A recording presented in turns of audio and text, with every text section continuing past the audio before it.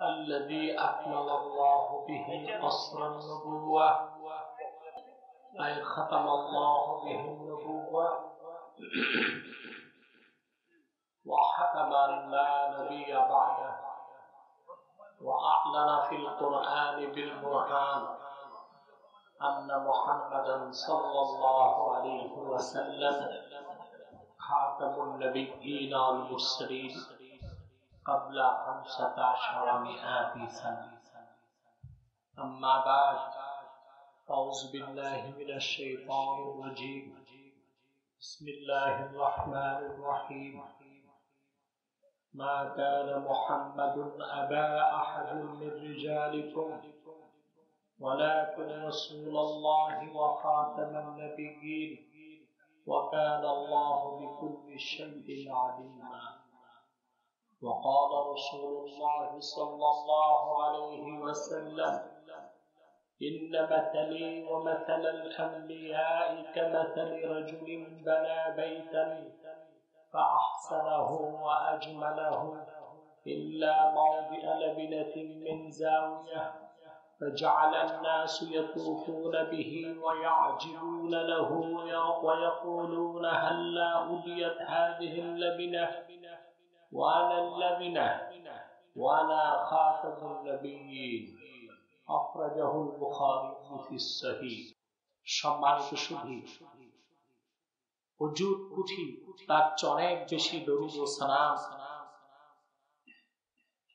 আল্লাহ আখিরি নবী, বিশ্ব সভার সভাপতি, সকল নবী রাসূলগণের মাথার তাজ, শামসুল হিদায়াত, বদরুদ্দুজা, সাইয়্যিদুস সাকালাইন, ইমামুল মুরসালিন, খাতামুন নবিয়্যিন ওয়াল মুরসালিন, আফতাবে নবুওয়াত, শাহনশাহে রিসালাত, সরকারে দো জাহান, সুলতানুল মদিনা, নবিয়ুল আম্বিয়া, হুজুরে আকরাম, নূরে মুজাসসাম, মুহাম্মদ মুস্তাফা সাল্লাল্লাহু আলাইহি ওয়াসাল্লামের উপর আল্লাহ পাক যাকে আজ থেকে ১৫০০ বছর আগে সর্বশ্রেষ্ঠ এবং সর্বশেষ নবী ও রাসূল হিসেবে প্রেরণ করেছেন, যার পরে আজ পর্যন্ত পৃথিবীতে অবশ্যই কোন প্রকার নবী কিংবা রাসূল অবশ্যই আসে নাই,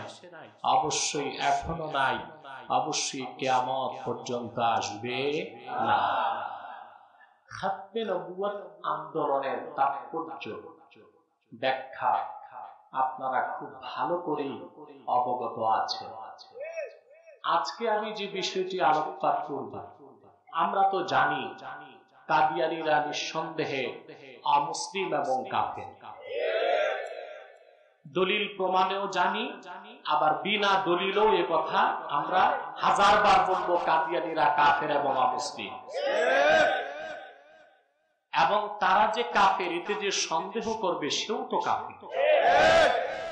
আমাদের এখন একটি সিদ্ধান্তে পৌঁছতে হবে, আর কত যুগ আন্দোলন হবে?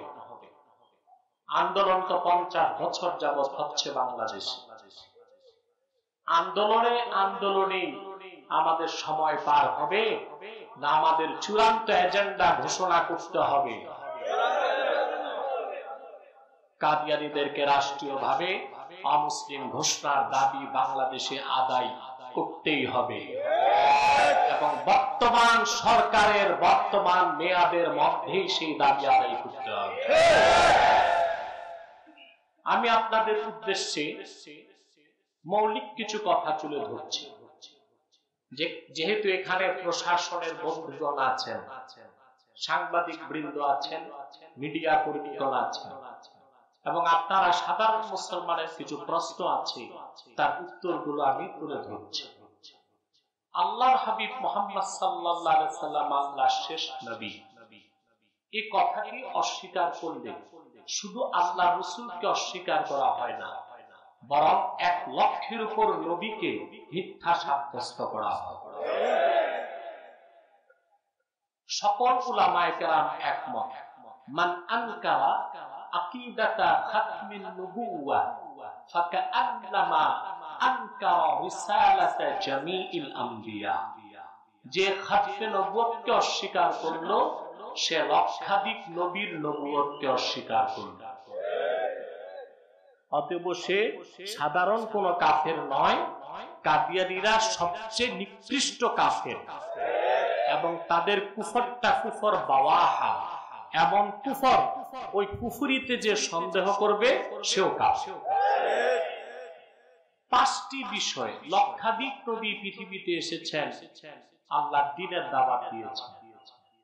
নবীগণের শরীয়তে পার্থক্য ছিল, কিন্তু পাঁচটি বিষয়ে 1 লক্ষের উপর নবী একমত ছিলেন। কয়টি বিষয়? শরীয়তে তাদের কি ছিল? পার্থক্য ছিল।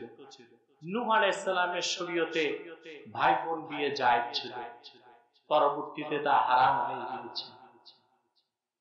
ঈসা আলাইহিস সালামের শরীয়ত মদ হালাল ছিল, পরবর্তীতে তা হারাম হয়ে গিয়েছে। ইউসুফ আলাইহিস সালামের শরীয়তে ব্যক্তি ব্যক্তিকে সাজদা করতে পারত, পরবর্তীতে তা হারাম হয়ে গিয়েছে। নবীগণের কনস্টিটিউশন বা সংবিধানে পার্থক্য ছিল। আপনার ডানে বামে তাকাবেন না, এদিক তাকাবেন। নবীগণের শরীয়তে কি ছিল? কিন্তু 5টি বিষয়ে লক্ষাধিক নবী রাসূল একমত ছিলেন। যে 5টি বিষয়ে লক্ষাধিক নবী রাসূলগণ একমত ছিলেন, তার প্রথমটি হলো আকীদাতুল ওয়াহদানিয়্যা, আল্লাহর একত্বের বিশ্বাস। আল্লাহ এক, আল্লাহর একত্বে কারো শরীক নেই। এই বিষয়টিতে লক্ষাধিক নবী রাসূল একমত ছিলেন। এই বিষয়টি তারা নিজ নিজ জাতিকে প্রচার করেছে। দ্বিতীয় যে বিষয়ে লক্ষাধিক নবী রাসূল একমত ছিলেন তা হলো রিসালাতু নবিয়্যিনা মুহাম্মদ সাল্লাল্লাহু আলাইহি ওয়াসাল্লাম। মুহাম্মদ সাল্লাল্লাহু আলাইহি ওয়াসাল্লামের রিসালাতের উপর লাখের উপর নবী ঈমান এনেছিলেন। আল্লাহর হাবিব মুহাম্মদ সাল্লাল্লাহু আলাইহি ওয়াসাল্লাম আল্লাহর শেষ নবী, এই ওয়াদা নেওয়ার আগ পর্যন্ত কোন নবীকেই আল্লাহ নবুয়ত দেন নাই। সুবহানাল্লাহ। প্রশ্ন হলো, তাহলে আল্লাহ রাসূল সাল্লাল্লাহু আলাইহি ওয়াসাল্লাম পৃথিবীতে আসার আগে পূর্বের নবীগণ ঈমান আনলেন কেমন করে আল্লাহ রাসূলের উপর? প্রশ্ন আসে না? তার দুটো জবাব। তার একটি জবাব, আত্মার জগতে আল্লাহ পাক প্রশ্ন করেছিলেন, আলাস্তু বিরাব্বিকুম, আমি কি তোমাদের রব নই? মোল্লা আলী কারি রাহমাতুল্লাহ মিশকাতের শরাবের কাতে লেখেন, আত্মার জগতে কোন একটি আত্মার এই প্রশ্নের কি জবাব হবে তা জানা ছিল না। আত্মার জগতের সীমাহীন নিস্তব্ধতা ভঙ্গ করে আল্লাহর রুবুবিয়তের প্রথম সাক্ষী দিয়েছেন আত্মার জগতে মুহাম্মদ সাল্লাল্লাহু আলাইহি ওয়াসাল্লাম। আল্লাহ রাসূলের জবাব শুনে বাকি নবীগণ জবাব দিয়েছেন, হ্যাঁ আল্লাহ তুমি রব। এই জন্য মোল্লা আলী কারি লেখেন, ইন লাম ইউয়াফিকু কওলা মুহাম্মদ সাল্লাল্লাহু আলাইহি ওয়াসাল্লাম লাকাফারু ফি আলামিল আরওয়াহ। তাহলে মুহাম্মদ সাল্লাল্লাহু আলাইহি সাল্লামের কথা অনুযায়ী আত্মাগুলো যদি আত্মার জগতে জবাব না দিতে পারত, আলামে আসবাবে আসার দরকার হতো না, আলামে আরওয়াতেই সব নাফরমান হয়ে যেত। তাহলে মুহাম্মদ সাল্লাল্লাহু আলাইহি সাল্লাম শুধু আমাদের নবী নন, তিনি আত্মার জগতে লক্ষাধিক নবীকে হেদায়েত করে নবী ও আম্বিয়া হয়ে গিয়েছেন। রাসূল করিম সাল্লাল্লাহু আলাইহি সাল্লাম, মুহাম্মদ সাল্লাল্লাহু আলাইহি সাল্লাম আল্লাহর আখিরি নবী, নবীগণের নবী। এই সাক্ষীটা নবীগণ আত্মার জগতেই পেয়েছেন। দ্বিতীয় জবাব, হাদিসটি মাশহুর হাদিস, মুতাওয়াতিরের নিচে। وعن الإرباز بن سارية رضي الله تعالى عنه أنه قال سمعت رسول الله صلى الله عليه وسلم يقول إني عبد الله وخاتم النبيين وإن آدم لمنجدل في طينته। ইরবাজ বিন সারিয়া বলেন, আমি আল্লাহ রাসূল সাল্লাল্লাহু আলাইহি সাল্লামের নূরময় জবান থেকে নিজ কানে শুনেছি, তিনি বলেন, আমি মুহাম্মদ আল্লাহর বান্দা এবং শেষ নবী, তখন থেকে আদমের দেহ যখন ধুলায় গড়াগড়ি খাচ্ছিল, আদম নামে কার অস্তিত্ব যখন হয় নাই, তখন থেকে আল্লাহ ঘোষণা দিয়েছেন আমি মুহাম্মদ আল্লাহর বান্দা এবং সর্বশেষ নবী। সেজন্য লক্ষাধিক নবী সবাই জানতেন মুহাম্মদ সাল্লাল্লাহু আলাইহি ওয়াসাল্লাম আল্লাহর শেষ নবী। তারা নিজ নিজ কওমকে, নিজ নিজ জাতিকে এই এলান, আওয়াজটা খুব কমে গেল, হ্যাঁ ভিতরে মাইকটা বাড়িয়ে যাও। এই জন্য প্রত্যেক পূর্বের নবী নিজ নিজ জাতিকে বলে গেছেন আমরা কেউ চূড়ান্ত শেষ নবী, আমরা কেউ শেষ নবী নয়, শেষ নবী যিনি আসবেন তিনি মুহাম্মদ সাল্লাল্লাহু আলাইহি ওয়াসাল্লাম। তাহলে নবীগণ কয়টি বিষয়ে একমত ছিলেন? দ্বিতীয় বিষয় পেলাম আকীদা খাতমে নবুয়ত। সকল নবী আল্লাহ তাওহীদের ঘোষণা করেছেন, সকল নবী মুহাম্মদ সাল্লাল্লাহু আলাইহি সাল্লামের খাতমে নবুয়তের ঘোষণা দিয়েছেন। তৃতীয় যে বিষয়ে সমস্ত নবী রাসূলগণ একমত ছিলেন তা হচ্ছে আখিরাতের বিশ্বাস। চতুর্থ যে বিষয়ে সমস্ত নবী রাসূল একমত ছিলেন তা হচ্ছে ইবাদত লিল্লাহি ওয়াহদা, দাসত্ব বা গোলামি একমাত্র আল্লাহর জন্য। পঞ্চম যে বিষয়ে সমস্ত নবী রাসূলগণ একমত ছিলেন তা হচ্ছে সালাত, নামাজ। এই পাঁচটি বিষয়ে সকল নবী রাসূলগণ একমত ছিলেন। সেই পাঁচটি অন্যতম মৌলিক বিশ্বাস হলো খাতমে নবুয়তের বিশ্বাস, অর্থাৎ মুহাম্মদ সাল্লাল্লাহু আলাইহি সাল্লাম আল্লাহর শেষ নবী, ওনার পরে কোন নবী নাই, ওনার পরে কোন রাসূল নাই। এই খাতমে নবুয়তের বিশ্বাস যে অস্বীকার করবে সে শুধু কাফের নয়, সে লক্ষাধিক নবীকে মিথ্যা প্রতিপন্নকারী হিসেবে সবচেয়ে কুখ্যাত কাফের হিসেবে গণ্য হবে। কথাটি বুঝতে পেরেছেন? এবার আসেন, যারা খাতমে নবুয়তকে বিশ্বাস করবে না তারা শুধু অমুসলিম নয়, কুখ্যাত কাফের কেন? ভালো করে বুঝার চেষ্টা করেন। কুখ্যাত কাদিয়ানীরা কিছু অপব্যাখ্যা দিচ্ছে আমাদের প্রশাসনকে, কিছু অপব্যাখ্যা দিচ্ছে জাহেল মানুষকে। এই অপব্যাখ্যার কোনো সুযোগ নাই, কারণ খাতমে নবুয়তের বিষয়টা এত স্পর্শকাতর। ইমাম আযম আবু হানিফা তার কিতাবে লিখেছেন, কেউ যদি মিথ্যা নবুয়ত দাবি করে আর কোন মুসলমান যদি তার সাথে বহস করতে যায়, যদি বলে তুমি যে নবী তার প্রমাণ দাও, যে প্রমাণ চাইবে সেও কাফের হয়ে যাবে। কারণ মুহাম্মদ সাল্লাল্লাহু আলাইহি ওয়াসাল্লাম আল্লাহর শেষ নবী, এই ব্যাপারে তো কোরআনই সবচেয়ে বড় প্রমাণ। 3000-এর উপর মুতাওয়াতির হাদিস আছে, ইজমায়ে সাহাবা আছে, ইজমায়ে উম্মত আছে। সেখানে নতুন করে প্রমাণ চাওয়ার উদ্দেশ্য কোরআন হাদিসের প্রমাণকে সন্দেহ করা। এর জন্য যে প্রমাণ চাইবো সেও কি হবে? কাফের হবে। সেজন্য আমি বাংলাদেশে কাদিয়ানী যেগুলো আছে মৌলবী, এগুলো তো মৌলবী বলা যায় না, এগুলো তো ব্রাহ্মণ থেকেও খারাপ, কারণ কুখ্যাত কাফের।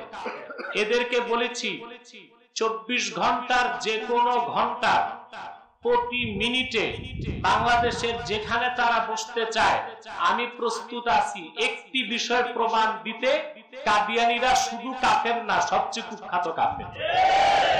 এই বিষয়ে বহস চলবে, অন্য বিষয়ে বহস চলবে না। এই একটা বিষয়ে বহস চলবে কুখ্যাত কাদিয়ানীদের সাথে। নারায়ণগঞ্জে গত বছর হেফাজত ইসলামের পক্ষ থেকে মহাসম্মেলন হয়েছিল, আপনারা দেখেছেন। তারপর তাহরিকে খাতমে নবুয়তের ব্যানারে সম্মেলন হয়েছে, লক্ষ লক্ষ লোক হয়েছে। তখন কাদিয়ানী কিছু পুরোহিত নারায়ণগঞ্জে গিয়েছিল প্রশাসনের কাছে। তাৎক্ষণিক আমি মানববন্ধন করে আমার লোকজন চ্যালেঞ্জ করেছে, 24 ঘন্টার প্রতি ঘন্টার প্রতি মিনিটের প্রতি সেকেন্ডে আমরা প্রস্তুত আছি প্রমাণ দিতে কাদিয়ানীরা শুধু কাফের না, কুখ্যাত কাফের। এই একটি বিষয় তাদের সাথে বাহাসে আমরা বসতে পারি, দ্বিতীয় অন্য বিষয় নাই যে আমরা বসতে পারি। কথা বুঝতে পেরেছেন? তাহলে আকীদা খাতমে নবুয়ত আপনারা খুব ভালো করেই বুঝেন। আলহামদুলিল্লাহ বলেন। দেখুন, প্রশাসনের ভাই সহ সাধারণ জনগণের অবগতির জন্য বলছি, পূর্বে নবীর পরে নবী আসার কয়েকটা কারণ ছিল। তার একটি কারণ ছিল পূর্বে নবী যারাই এসেছেন প্রত্যেকে ছিলেন আঞ্চলিক নবী।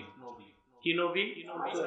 এক অঞ্চলে এক নবী আসতেন, আরেক অঞ্চলে আরেক নবী দরকার হতো।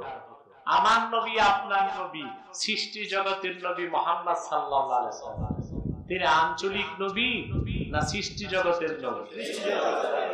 কুল ইয়া আইয়ুহান নাস ইন্নী রাসূলুল্লাহি ইলাইকুম জামিআ। মুহাম্মদ সাল্লাল্লাহু আলাইহি ওয়াসাল্লাম আপনি বলুন আমি তোমাদের সমগ্র মানব জাতির জন্য আল্লাহর রাসূল হিসেবে এসেছি। নবীর পরে নবী আসার কারণ ১৫০০ বছর আগে শেষ। নবীর পর নবী আসার দ্বিতীয় কারণ হতো আল্লাহর পক্ষ থেকে নবীগণ যে নির্দেশনা আনতেন পরবর্তীতে তা বিকৃত হয়ে যেত, নষ্ট হয়ে যেত। ঠিক কিনা? এই জন্য আরেক নবী দরকার হতো নতুন কিতাব বা সহিফা আনার জন্য। আল্লাহ তাআলা ইসলামের মূল সনদ কোরআন কারীম তার হাবিব মুহাম্মদ সাল্লাল্লাহু আলাইহি ওয়াসাল্লামের মাধ্যমে আমাদেরকে দিলেন। কোরআন হেফাজতের দায়িত্ব মানুষকে দিবেন না আল্লাহ নিজের হাতে রেখেছেন। ইন্না নাহনু নাযালনা যিকরা ওয়া ইন্না লাহু লাহাফিজুন। নিশ্চয় কোরআন আমি নাযিল করেছি, নিশ্চয় কোরআন হেফাজতের দায়িত্ব আমি আল্লাহ। ১৫০০ বছর আগ থেকে আজ অবধি আল্লাহর কোরআনের কোন একটি বাক্যের, কোন একটি শব্দের, কোন একটি অক্ষরের পরিবর্তন হয় নাই। ঠিক কিনা বলেন? অতএব নবীর পর নবী আসার কারণ ১৫০০ বছর আগে শেষ। ৩ নবীর পর নবী আসার তৃতীয় কারণ যেটা ইমাম রাজি তাফসীর কবীরে লিখেছেন, এক নবী আসতেন ইনতারাকা শাইআন মিনান নাসিহাতি ওয়াল বায়ান ইয়াস্তাদরিকুহু মান ইয়াতি বাদা। এক নবী যা বাকি রেখে যেতেন, আরেক নবী আসতেন তা পুরা করতে।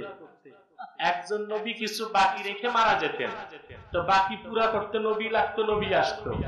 আমার নবী আপনার নবী সৃষ্টি জগতের নবী মুহাম্মদ সাল্লাল্লাহু আলাইহি ওয়াসাল্লাম কিছু বাকি রেখে গেছে? ১৫০০ বছর আগে আল্লাহ হাবিব যখন বিদায় হজ্জে আরাফাতে উপস্থিত হলেন, ৯ জিলহজ দিনটি ছিল জুমার দিন। আসর নামাজের শেষ সময় মাগরিবের আগে আল্লাহ হাবিব সাল্লাল্লাহু আলাইহি ওয়াসাল্লাম উষ্টির পিঠে বসা ছিলেন। জিবরিল এসে ওহী নাযিল করলেন আল্লাহর পক্ষ থেকে, আল ইয়াউমা আকমালতু লাকুম দীনাকুম ওয়া আতমামতু আলাইকুম নি'মাতি ওয়া রাদিতু লাকুমুল ইসলাম দীনা। মানব জাতি আজ মুহাম্মদ সাল্লাল্লাহু আলাইহি ওয়াসাল্লামের রক্ত ঝরা দিন ইসলামকে আমি তোমাদের জন্য পরিপূর্ণ করে দিলাম। তোমাদের উপর আমার নেয়ামতকে পরিসমাপ্ত করলাম।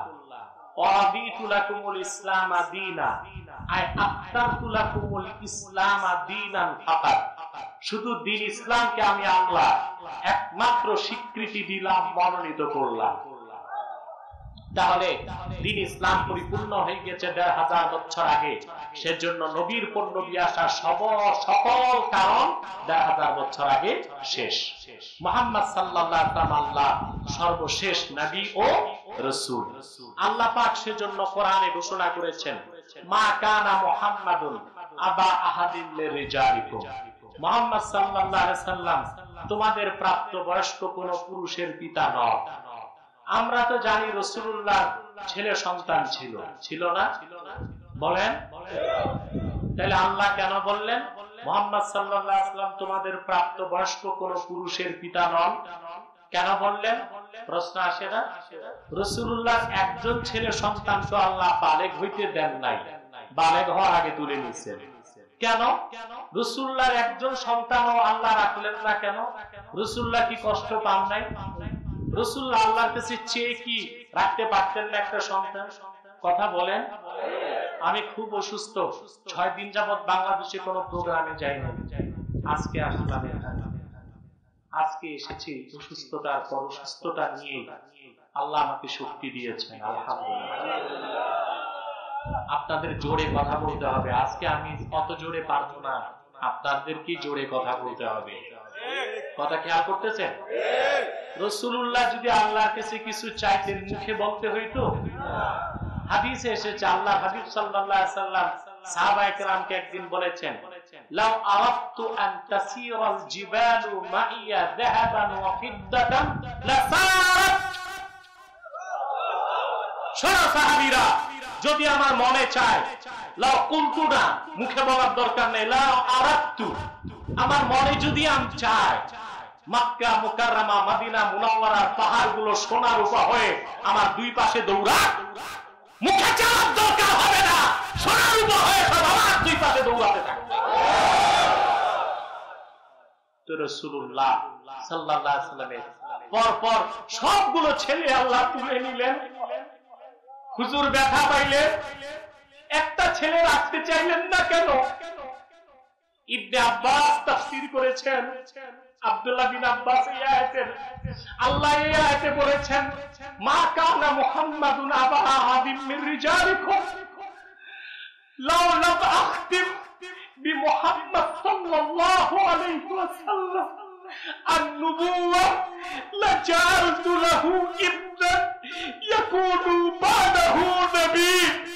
ও মানব জাতি, যদি আমার বন্ধু মুহাম্মদ সাল্লাল্লাহু আলাইহি ওয়াসাল্লামকে দিয়ে নবুয়ত রিসালাতের দরজা বন্ধ না করতাম, আমি আমার নবী মুহাম্মাদের ঔরসে একজন ছেলে সন্তান জীবিত রাখতাম, যাকে আমার নবীর পরে নবী বানাতাম।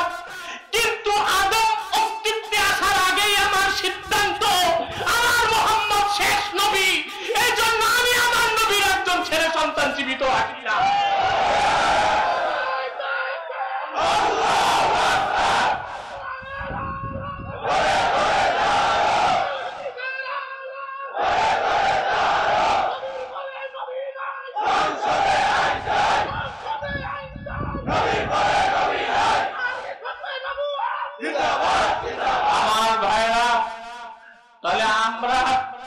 রাসূলুল্লাহ খাতমে নবুয়তের জন্য কি করলাম?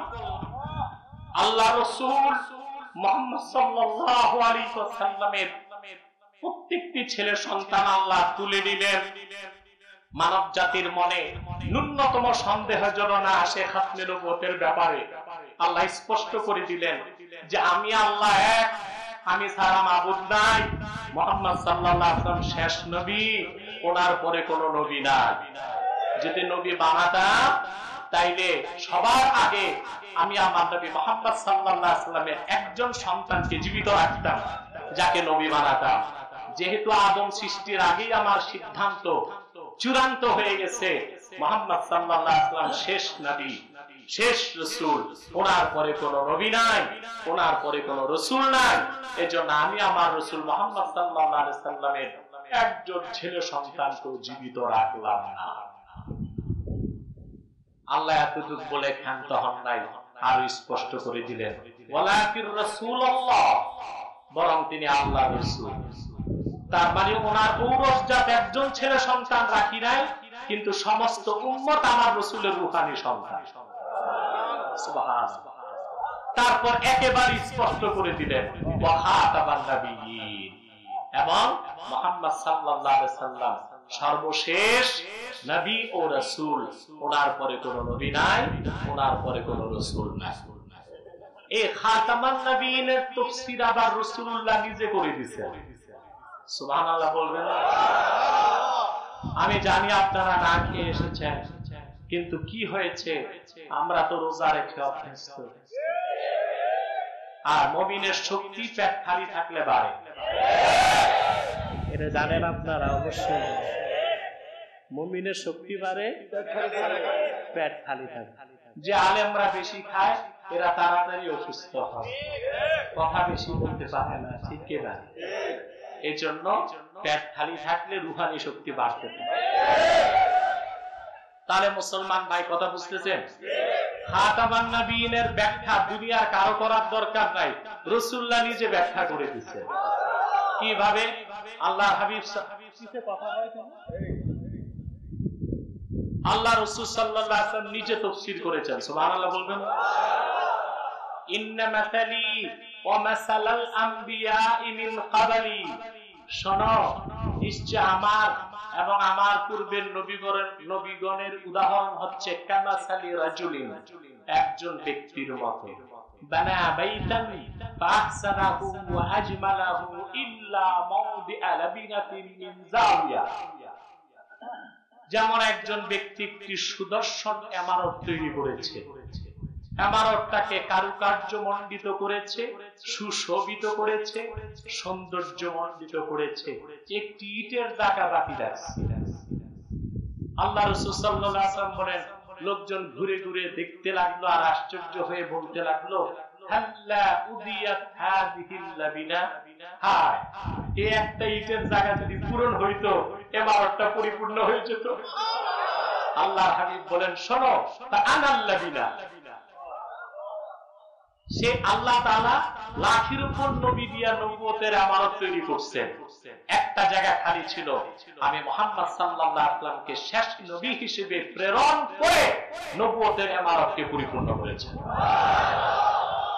অতএব খাতমে নবুয়তের অন্য কোন ব্যাখ্যার কোন সুযোগ নাই, কোন সুযোগ নাই। আলহামদুলিল্লাহ বলেন। যে ভাইরা দাঁড়িয়ে আছেন, মূল প্যান্ডেলে তো জায়গা নেই, আপনারা বসে যান, বিছানা দেওয়া হচ্ছে, বিছানা দেওয়া হচ্ছে, বিছানাতে বসে যান। আর স্বেচ্ছাসেবকদের বলবো, মানুষকে চাপ দিবেন না, রোদে যেতে ভয় পাচ্ছে, বরং এমনিতেই দাঁড়ায় থাকুন। যা নামাজের সময় গেলে হবে, এখন দাঁড়ায় থাকুন। প্রিয় ভাই বন্ধুগণ, কথা খেয়াল করতেছে? তাহলে এবার আসেন খাতমে নবুয়তের ব্যাপারে আমাদের এখন করণীয় কি, এই দিক নির্দেশনা আমি দিচ্ছি। সরকারের কি করার আছে আর আমাদের কি করার আছে। কিছু কাজ সরকারি, কিছু কাজ দরকারি। দরকারিটা করব আমরা, সরকারিটা করবে সরকার, ঠিক কি না? কিছু কাজ কি সরকারি, কিছু কাজ দরকারি। কিন্তু সরকার আমাদের প্রতিপক্ষ নয়, তারাও তো মুসলমান। মিস আন্ডারস্ট্যান্ডিং, ভুল বুঝাবুঝি আছে। বড় বড় নাস্তিকরা যদি আমাদের কাছ থেকে বুঝ পায়, সরকার কেন পাবে না? সরকার তারা আগেই পাবে, ঠিক কিনা বলে? প্রিয় ভাই বন্ধুগণ, এখন আসেন খাতমে নবুয়তের আন্দোলন কেন করবেন। তাহরিকে খাতমে নবুয়ত বাংলাদেশ প্রায় 14 বছর যাবত সারা দেশে আন্দোলন করে যাচ্ছে। এরপর আমাদের মুন্সিগঞ্জের পীর সাহেব, আমার ভাই মাওলানা মুফতি নুর হোসেন নুরানী সাহেব একাগ্র চিত্তে আন্দোলন করে যাচ্ছে, তাহাফুজ আন্দোলন করে যাচ্ছে। এখন আমরা আন্দোলন কেন করব? অন্য রাজনৈতিক দল করবেন, ইসলামের নামে হোক, ইসলামের নাম ছাড়া হোক, আখেরাতে তো পাইবেন, দুনিয়াতেও কিছু ধান্দা থাকে। কিন্তু খাতমে নবুয়তের আন্দোলনে দুনিয়া ধান্দা খোঁজার কোন সুযোগ। তাহলে আন্দোলন কেন করবেন? এক কথা মনে মাথায় ঢুকান, আজকে ইজতেমা থেকে একটা কথা মাথায় ঢুকায় নিবেন, খাতমে নবুয়তের আন্দোলন সবচেয়ে বড় আন্দোলন, খাতমে নবুয়তের জিহাদ সবচেয়ে বড় জিহাদ। তার প্রমাণ দিচ্ছি, আল্লাহর হাবিব মুহাম্মদ সাল্লাল্লাহু আলাইহি সাল্লামের জামানায় 1000 বছর আগে ইসলামের পক্ষে এবং বিপক্ষে মোট যুদ্ধ হয়েছে 80টির মতো। গাজওয়া, সারিয়া, জুয়ুশ, বুউস, কতটার মতো হয়েছে? ছোট বড় সব মিলিয়ে, শুধু গাজওয়া না, সব। আমার গবেষণায় আমি দেখেছি এই 80টির মতো যুদ্ধে রাসূলুল্লাহর জামানায় ইসলামের পক্ষে এবং বিপক্ষে মোট মানুষ নিহত হয়েছে মাত্র 1018 জন। মাত্র 1018 ইসলামের পক্ষে এবং বিপক্ষে, মাত্র 1018 জন পক্ষে এবং বিপক্ষে মোট। অথচ আশ্চর্য হবেন, সিদ্দিক আকবর রাদিয়াল্লাহু তাআলা আনহুর জামানায় মিথ্যা নবুয়তের দাবিদার কুখ্যাত মুসাইলামাতুল কাজ্জাবকে হত্যা করতে সিদ্দিক আকবর রাদিয়াল্লাহু তাআলা আনহু 30,000 সাহাবী পাঠালেন খালেদ সাইফুল্লাহর নেতৃত্বে। ইতিহাস সাক্ষী, সেই একদিনের যুদ্ধে 2400 সাহাবী শাহাদাত বরণ করেছে। তার মধ্যে কোরআনের হাফেজ ছিলেন 750 সাহাবী।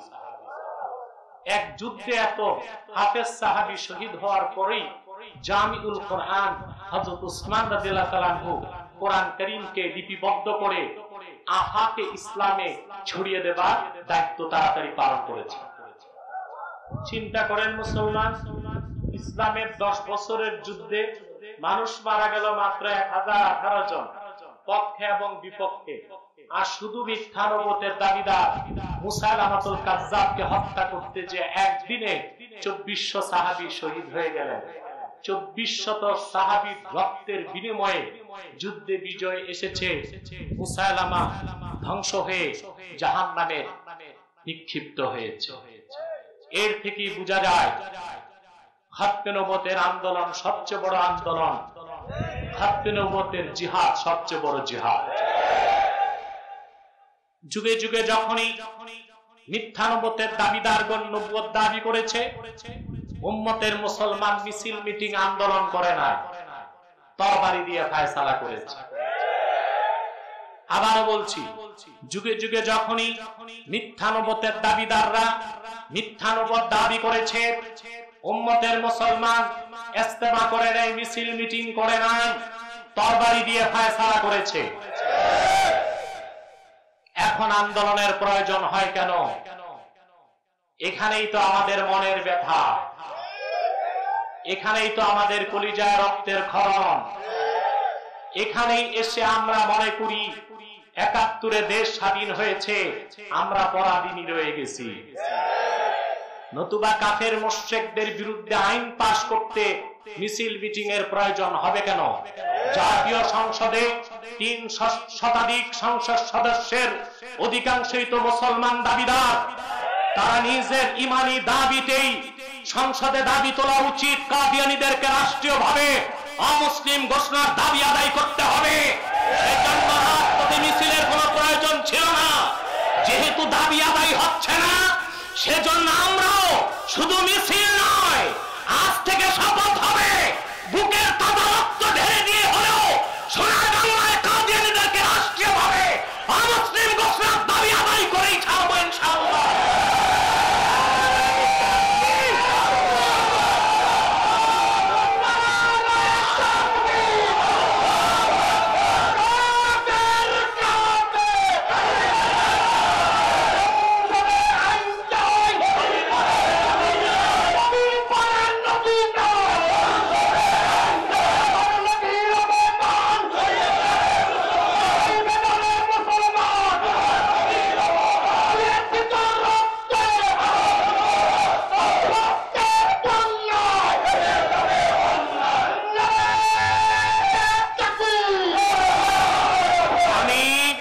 মুন্সিগঞ্জের জনসমুদ্র থেকে সরকারকে উদাত্ত ভাবে জানাচ্ছি, মনে রাখবেন, কাদিয়ানীদেরকে অমুসলিম ঘোষণার দাবিতে পাকিস্তানে 10,000 মুসলমান রক্ত দিয়েছে। প্রয়োজনে বাংলাদেশে 10 লক্ষ মুসলমান রক্ত দেওয়ার জন্য শপথ নেবেন।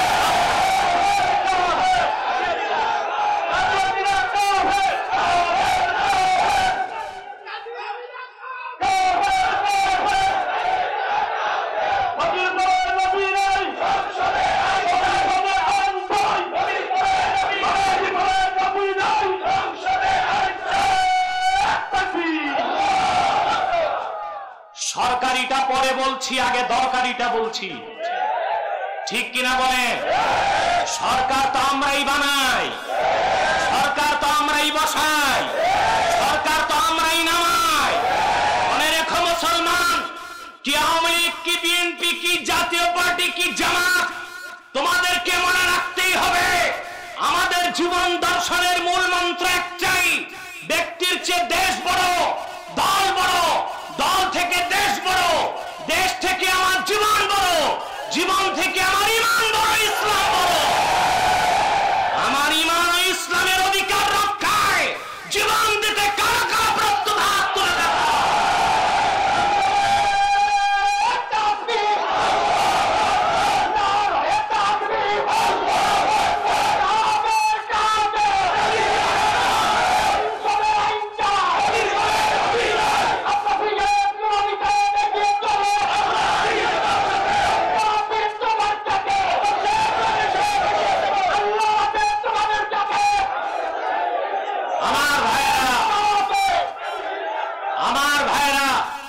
সেজন্য বলি, যুগে যুগে যখনই মিথ্যা নবুয়তের দাবিদাররা বের হয়েছে, উম্মতের মুসলমান তরবারি দিয়ে ফায়সালা করেছে। আমার ভাইরা, আমার বন্ধুরা, আমার আল্লাহ নূর নবী আমার মুহাম্মদ সাল্লাল্লাহু আলাইহি ওয়াসাল্লামের ইসলাম ও কোরআনের হাজার হাজার হাজার বছর পরে ইংরেজ আমলে এক শয়তান নিজকে নবী দাবি করেছে। চিল্লায়া বলেন নাউজুবিল্লাহ। ওই কুখ্যাত শয়তানটার নাম রেখেছে ভারতের কুখ্যাত, পাঞ্জাবের কুখ্যাত, গুরুদাসপুরের কুখ্যাত কাদিয়ানে ওই শয়তানটা নবুয়ত দাবি করেছিল ইংরেজদের পাঁচাটা গোলাম। শয়তানটার নাম রেখেছিল তার বাপ মির্জা গোলাম আহমদ কাদিয়ানি। সাবধান, ওই শয়তানকে গোলাম আহমদ বলবেন না, কারণ গোলাম আহমদ অর্থ আহমদ এর গোলাম। কোন কাফের কখনো গোলাম আহমদ এর গোলাম হতে পারে না। আর কাদিয়ানের কাজ্জাব ছিল কুখ্যাত কাফের, সে গোলাম আহমদ এর গোলাম ছিল না, সে ছিল কুখ্যাত শয়তানের কুখ্যাত গোলাম। কাদিয়ানের কাজ্জাব মিথ্যা নবুয়তের দাবিদার মির্জা গোলাম শয়তান কাদিয়ানি, তার উপর গজব এসেছে 1908 সালে। যখন গজব এসেছে, কাদিয়ানের কাজ্জাব মিথ্যা নবুয়তের দাবিদার মির্জা গোলাম শয়তান কাদিয়ানি 1908 সালে ধ্বংস হয়ে কুখ্যাত জাহান্নামের কুখ্যাত কুকুরে পরিণত হয়েছে। তার অনুসারীরাও ধ্বংস হয়েছে। বর্তমানে কিছু কাদিয়ানি বাংলাদেশে আছে। দুঃখজনক, তারা 100 সেন্টার করে ফেলেছে। আপনাদের মুন্সিগঞ্জ শহরেও তাদের সেন্টার আছে, নারায়ণগঞ্জে আছে, ঢাকায় আছে। তারা নিজকে তারা মিথ্যা পরিচয় দিয়ে পরিচয় পরিবর্তন করে করে মানুষকে ধোঁকা দেয়। কখনো নিজেদের পরিচয় দেয় আহমদি জামাত, কাদিয়ানিরা মিথ্যা পরিচয় দিয়ে নাম পরিবর্তন করে করে মিথ্যা পরিচয় দেয়। কখনো নিজেদের পরিচয় দেয় আহমদি জামাত, কখনো বলে আহমদিয়া জামাত, কখনো বলে আহমদি সম্প্রদায়, কখনো বলে আহমদিয়া সম্প্রদায়, কখনো বলে আহমদি মুসলিম জামাত, কখনো বলে আহমদিয়া মুসলিম জামাত। সাবধান, যত কাদিয়ানি ছিল আছে থাকবে, তারা কেউ আহমদি জামাত নয়, আহমদিয়া জামাত নয়, আহমদি সম্প্রদায় নয়, আহমদিয়া সম্প্রদায় নয়, আহমদি মুসলিম জামাত নয়, আহমদিয়া মুসলিম জামাত নয়। তারা শয়তানি জামাত, কুখ্যাত জাহান্নামের কুখ্যাত কুকুরের দল। আমাদের সকল দলের একটাই দাবি, অনতি বিলম্বে স্বাধীন বাংলায় শয়তান কাদিয়ানীদেরকে রাষ্ট্রীয়ভাবে অমুসলিম ঘোষণা করতেই হবে, করতেই হবে, করতেই হবে। এই দাবি আদায়ে যদি জান ও মাল দেওয়ার ডাক আসে, কারা কারা প্রস্তুত আছেন হাত তুলে দেন।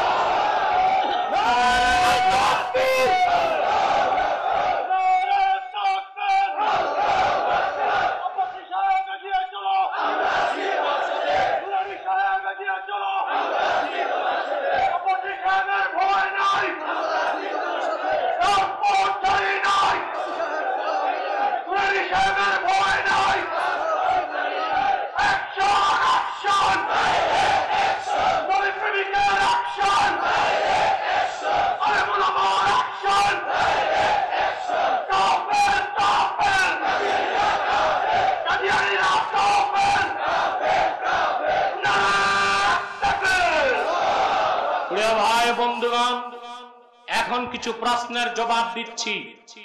প্রশাসনের পক্ষ থেকে মাঝে মধ্যে বলা হয় কে মুসলিম কে কাফের, তা বলার আপনারা কে?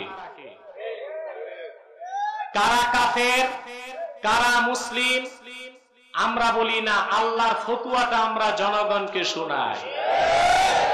তাহলে আমরা পাল্টা প্রশ্ন করি, কে রাষ্ট্রদ্রোহী কে রাষ্ট্রদ্রোহী না আপনি বলার কে? যদি সংবিধান মোতাবেক বলা যায় কে রাষ্ট্রদ্রোহী আর কে রাষ্ট্রদ্রোহী নয়, তা আল্লাহর কোরআন দিয়ে বলা যায় কে কাফের কে মুশরিক কে মুসলিম। দুই, যদি কাফেরকে কাফের বলা, আমাকে একবার ঢাকায় এক সেমিনারে প্রথম আলোর এক সাংবাদিক প্রশ্ন করেছে, আপনি যাদেরকে কাফের বলেন তাদের কথা কি ফতুয়ার কিতাবে আছে নাকি, নাম আছে নাকি? আমি বলছি আপনার নাম কি? একটা নাম বলছে। আমি বলছি আপনি মুসলিম? বলে জি। আমি বলছি আপনি যে মুসলিম, আপনার নাম ফতুয়ার কিতাবে আছে? কাফেরকে যদি কাফের বলা না যায়, তো মুসলমানকেও তো মুসলমান বলা যাবে না। কোরআন কারীমে স্পষ্ট সংজ্ঞা দেওয়া আছে কে মুসলিম, কে কাফের, কে অমুসলিম, ঠিক কিনা? আল্লাহ 3 নামে সূরা নাযিল করে দিয়েছেন। মুমিনের নামে সূরা আল মুমিনুন, মুনাফিকের নামে সূরা মুনাফিকুন, কাফেরের নামে সূরা কাফিরুন। 3-এর বাইরে কিচ্ছু থাকতে পারে না। নিরপেক্ষ বলতে কিছু নাই। যে হিজরা এও নিরপেক্ষ হইতে পারে না, আরো একটা পক্ষ দিতে হয়। হিজরা মারা গেলে কোন নিয়মে জানাজা দাফন কাফন? ফিকহের কিতাবে এসেছে পুরুষের মতো বেশি লাগলে পুরুষের নিয়ম, মহিলার মতো বেশি লাগলে মহিলার নিয়ম। নিরপেক্ষ বলতে কোনো কিছু নাই, পক্ষ নিতেই হবে, হয় মুমিন, নয় মুনাফিক, নয় কাফের, ঠিক কিনা বলেন? এবার আসেন, কাফেরদের পক্ষে দালালি করার মতো কিছু মৌলবীও আছে। হাদিসের অপব্যাখ্যা করে। হাদিসে এসেছে মান সাল্লা সালাতানা ওয়াস্তাকবালা কিবলাতানা ওয়া আকালা যাবিহাতানা ফাযালিকাল মুসলিম। যে আমাদের কিবলা মানলো, যে আমাদের নামাজ পড়লো, যে আমাদের কিবলা মানলো, যে আমাদের গোশত খেলো, সে লোকটি মুসলিম। কিন্তু সে লোকটি যদি ঈমানই না থাকে তাহলে কি মুসলিম? হাদিসের ব্যাখ্যা কি? হাত্তা লাম ইয়াসদুর মিনহু কুফরুন কাওলান আও ফি'লান আও তাকরীরা। যদি কোনো ব্যক্তির দ্বারা মৌখিক কথায় বা কলমে বা কাজে কুফরি প্রকাশ না পায়, ততক্ষণ তাকে আমরা মুসলিম বলবো যদি সে নামাজ পড়ে, কিবলা মানে, কোরবানির গোশত খায়, ঠিক কিনা বলেন? কিন্তু কেউ নামাজ পড়ে, কোরবানি করে, কিবলা মানে, দাড়ি টুপি আবা কাবা জুব্বা সব আছে, যদি তার দ্বারা ধুলো কোনো কুফর বের হয়ে যায়, শরীয়তের বিধান অনুযায়ী সে কাফের হয়ে যাবে। হানাফি, শাফি, মালিকি, হাম্বলি 4 মাযহাবের ঐক্যমত্যের ফতোয়া, ইন্নাল ইনসানা ইউকাফফারু বিকালিমাতিল কুফরি আও বিল ফি'লিল মুজিবিলিল কুফরি ওয়া ইন লাম ইয়ালাম আন্নাহু কুফরুন। 4 মাযহাব একমত হয়ে আইন দিয়েছেন, যদি কোনো ব্যক্তির দ্বারা কুফরি কথা উচ্চারিত হয়, লোকটা নামাজ পড়ে, রোজা রাখে, কোরবানি করে, যাকাত দেয়, হজ করে, জিকির ফিকির তাসবিহ তাহলিল সব ঠিক আছে, কিন্তু তার দ্বারা যদি কুফরি কথা বের হয়, ইউকাফফার, তাকে কাফের ফতোয়া দেওয়া হবে। যদি কোনো কাজের দ্বারা কুফরি হয়, তাকে কাফের ফতোয়া দেওয়া হবে। ওয়া ইন লাম ইয়ালাম আন্নাহু কুফরুন, যদি লোকটা জানা নাও থাকে কথাটা কুফরি, কাজটা কুফরি, তারপর তাকে কাফের ফতোয়া দেওয়া হবে। অতএব কাফেরদেরকে বাঁচাবার কোনো সুরত নাই, ঠিক কিনা বলেন? ঠিক কিনা বলেন? হিন্দু, বৌদ্ধ, খ্রিস্টান এরা কাফের, আর কুখ্যাত কাদিয়ানী সম্প্রদায় শুধু কাফের না, কুখ্যাত কাফের। এবার আসেন, বাংলাদেশে যদি ইসলামী শরিয়া আইন থাকতো, কাদিয়ানীদের ক্ষেত্রে বিচার কি হতো? কাদিয়ানীরা শুধু কাফের না, তারা জিন্দিক। জিন্দিক, জিন্দিক বলা হয় এমন ব্যক্তিকে যা যে স্পষ্ট কুফরিতে লিপ্ত কিন্তু নিজকে মুসলিম দাবি করে। সে কি? আমি বলি না কাদিয়ানীরা শুধু কাফের না, কুখ্যাত কাফের। কেন বলি? যুক্তি দলিলটা দিয়ে দিচ্ছি। হিন্দুরা বাংলাদেশে আছে না? মুসলিম পরিচয় না অমুসলিম পরিচয়? আমাদের সমস্যা আছে। খ্রিস্টানরা কি পরিচয়? অমুসলিম। বৌদ্ধরা কি পরিচয়? হিন্দু। ইহুদি তো নাই, থাকলেও পারে 2-4টা, কারণ কুত্তার বাচ্চা কয়েকটা থাকলে পরিবেশ নষ্ট করে। কিন্তু এরা আছে কি পরিচয়? জোরে বলে। আমাদের সমস্যা আছে। অমুসলিম অমুসলিমের মতো থাক। এই জন্য হিন্দুরা যে শান্তিতে পূজা করে বাংলাদেশে, ভারতও তো এত শান্তিতে করে না। আমাদের সরকার তাদের নিরাপত্তা দিচ্ছে ভারত সরকারের চেয়ে বেশি, আর আমরা মুসলমান পরম সহিংসু। ভারতের মুসলিম নির্যাতনে আমাদের কলিজায় রক্ত ঝরে, সেই প্রতিশোধ বাংলার হিন্দুর উপর আমরা নেই না। এটা শরীয়ত সমর্থন, একের দোষে অন্যের বিচার শরীয়ত সমর্থন, ঠিক কিনা? তো তারা আছে অমুসলিম পরিচয়, এই জন্য তারা শুধু কাফের। কিন্তু কাদিয়ানীরা তাদের চেয়ে বড় কাফের হইয়া নিজেদেরকে মুসলিম পরিচয় দেয়, এই জন্য তারা জিন্দিক মানে কুখ্যাত কাফের। আর জিন্দিকের ক্ষেত্রে একমাত্র শাস্তি তাদেরকে হত্যা করা।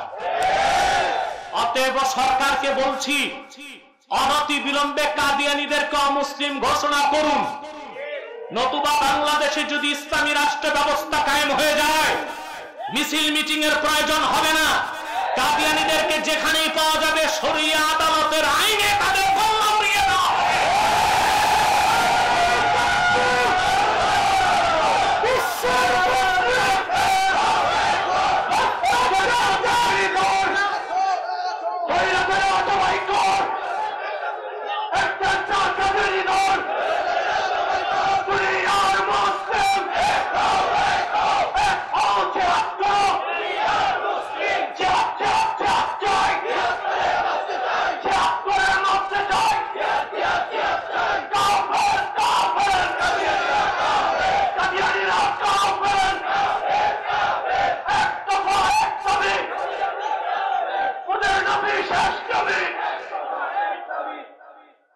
আমার ভাইরা, পরিশেষে আরো কয়েকটি কথা বলে সমাপ্তির দিকে যাচ্ছি। এতক্ষণ আপনারা উপলব্ধি করেছেন কুখ্যাত কাদিয়ানীদেরকে রাষ্ট্রীয়ভাবে অমুসলিম ঘোষণার দাবি আদায় সরকারকে করতে হবে। তার প্রথম কারণ, সরকার নিজেও নিজেকে মুসলমান দাবি করে, এটা তাদেরও মুসলিম হিসেবে এই দাবি আদায় করতে হবে। দুই, বর্তমান সরকারের রাজনৈতিক আদর্শ হচ্ছে ধর্মনিরপেক্ষতা। ধর্মনিরপেক্ষতার আদর্শকে বহাল রাখতে হলেও সরকারকে কাদিয়ানীদেরকে অমুসলিম ঘোষণা করতে হবে। কারণ ধর্মনিরপেক্ষতার সূত্র, ধর্মনিরপেক্ষতার মূল কনসেপ্ট হচ্ছে তাদের ভাষায় প্রত্যেক ধর্মের অধিকার রক্ষা করা। তাহলে কুখ্যাত কাদিয়ানীরা কাফের হয়ে নিজেদেরকে মুসলিম দাবি করার দ্বারা অন্য মানুষকে ধোঁকা দিয়ে কাফের বানাচ্ছে। এর দ্বারা তারা ইসলাম ও মুসলমানের অধিকার নষ্ট করছে। সরকার যদি ধর্মনিরপেক্ষতার দাবি করে থাকেন, তাহলে মুসলমানের অধিকার রক্ষা করার জন্য কাদিয়ানীদেরকে মুসলিম ঘোষণা করা আপনাদের সাংবিধানিক দায়িত্ব হয়ে গিয়েছে। আপনাদের রাজনৈতিক আদর্শকে রক্ষা করতে গেলেও কাদিয়ানীদেরকে রাজনৈতিক রাষ্ট্রীয়ভাবে অমুসলিম ঘোষণা করতে হবে, ঠিক কিনা বলেন? সরকারকে পাশাপাশি বলবো, কাদিয়ানী যত বুদ্ধিজীবী আছে আর পুরোহিত আছে, তারা যেখানে বসতে চায় আপনাদের তত্ত্বাবধানে বসান। তারা শুধু কাফের নয়, কুখ্যাত কাফের, এটা প্রমাণ করে দিতে আমরা প্রস্তুত আছি। তারা যদি বসতে না চায়, তাহলে অনতি বিলম্বে তাদেরকে রাষ্ট্রীয়ভাবে অমুসলিম ঘোষণার দাবি আদায় করে দিন। পরিশেষে আরেকটি কথা বলবো, প্রধানমন্ত্রী, আপনার সম্মানিত পিতার সব স্বপ্নই আপনি পূরণ করেছেন, কিন্তু আপনার পিতার একটি কথা আপনার জানা নাই। আপনার পিতা বাংলাদেশের ওলামায়ে কেরামের মাথার মুকুট শামসুল হক ফরিদপুরি রহমতুল্লাহর কাছে ওয়াদা করেছিলেন, যদি দেশ স্বাধীন হয়, বঙ্গবন্ধু শেখ মুজিবুর রহমান বলেছিলেন, তাহলে তিনি কাদিয়ানীদেরকে অমুসলিম ঘোষণা করবেন। কিন্তু দুঃখ পরিতাপের বিষয়, বঙ্গবন্ধু সময় পান নাই। আর ওনার আশেপাশে সিরাজ আল আমার ডক্টর কামালদের মতো নাস্তিকরা ঘুরঘুর করত, সেজন্য তিনি সুযোগটা করতে পারেন নাই। যেহেতু আপনি নাস্তিকদেরকে মাইনাস করেছেন, পিতার প্রত্যেকটা ইচ্ছা পূরণ করছেন, অতএব আপনার পিতার কবরে যদি শান্তি দিতে চান, আপনার পিতা যে ওয়াদা করে গিয়েছিলেন ফরিদপুরের সাথে, সেই ওয়াদা বাস্তবায়নের জন্য আপনাকে বাংলাদেশে রাষ্ট্রীয়ভাবে কাদিয়ানীদেরকে মুসলিম ঘোষণা করতেই হবে। আল্লাহ তাআলা আপনাকে সেই সুমতি দান করুন, আপনাকে দাবি আদায় করার তৌফিক দান করুন। পরিশেষে আমার ভাই মুন্সিগঞ্জের পীর সাহেব নুরানী সাহেবকে ধন্যবাদ জ্ঞাপন করছি, এলাকাবাসীকে ধন্যবাদ জ্ঞাপন করছি যারা এত সুন্দর ইজতিমার আয়োজন করেছেন। রাতে আল্লামা বাবু নগরী সাহেব আসতেছেন, আপনারা যেভাবে হাজার হাজার মানুষ দিনের বেলা সমবেত হয়েছেন, রাতেও আবার চলে আসবেন। আমার জন্য দোয়া চাই। বিশেষ করে আমি আমি 2 মিনিটের একটি দোয়া করছি। বিশেষ করে আমার মেজো ভাই তাহরিকে খাতমে নবুয়ত বাংলাদেশের প্রেসিডিয়াম সদস্য মাওলানা ইহসানুল্লাহ আব্বাসী সাহেব অসুস্থ, ওনার জন্য দোয়া করবেন। আমরা এত বিরাট জম্মে গাফির ছোট্ট একটি দোয়া করছি, রব্বানা তাকাব্বাল মিন্না ইন্নাকা আনতাস সামিউল আলিম ওয়া তুব আলাইনা ইন্নাকা আনতাত তাওয়াবুর রাহিম। ইয়া আল্লাহ, আমাদের এই মেহনতকে কবুল করুন। আল্লাহ তাআলা আমাদের, আমরা জানি আস-সা'য়ু বিন্না ওয়াল ইতমামু মিনাল্লাহ। আল্লাহ, প্রচেষ্টা আমরা করে যাচ্ছি। আল্লাহ, তুমি অচিরেই আমাদের তাহরিকে খাতমে নবুয়ত বাংলাদেশের দাবি দাওয়াগুলো সরকার যেন মেনে নেয় সে ব্যবস্থা করে দাও। আল্লাহ, যারা খাতমে নবুয়তের আন্দোলন করে যাচ্ছেন, নুরানি ভাই খুব কষ্ট করে, খুব মেহনত করে বছরে ইজতেমার আয়োজন করে, তাকে তুমি আজীবন আজিম দান করো। টাকা দিয়ে, পয়সা দিয়ে, নৈতিক সমর্থন দিয়ে যারা সহযোগিতা করে, আল্লাহ তাদেরকেও পুরস্কৃত করো। আল্লাহ, মুন্সিগঞ্জের প্রশাসনের জন্য মন খুলে দোয়া করতেছি। যারা ইজতেমার পক্ষে নৈতিক সমর্থন, আইনি সহায়তা দিয়েছে, পুলিশ প্রশাসনের ভাইরা কষ্ট করছে, আল্লাহ তাদের ইহকাল পরকালকে তুমি উজ্জ্বল করে দাও।